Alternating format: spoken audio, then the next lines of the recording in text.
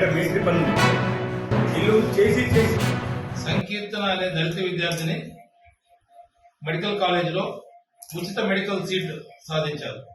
వాళ్ళ తల్లిదండ్రులు చాలా కష్టపడి ఆ పాపను పోషించి ఆ పాప చదువుకునేటట్టు చేసి మెడికల్ సీట్ సాధించినందుకు గాను మన వంతుగా మన hospital doctor Ramesh Reddy super hospital తరఫున ఉడతా భక్తిగా ఆ పాపకి అవసరమైన బుక్స్ గాని వేరే సదుపాయాల కోసం 25,000 రూపాయలు గిఫ్ట్ గా ఇవ్వడం జరుగుతుంది.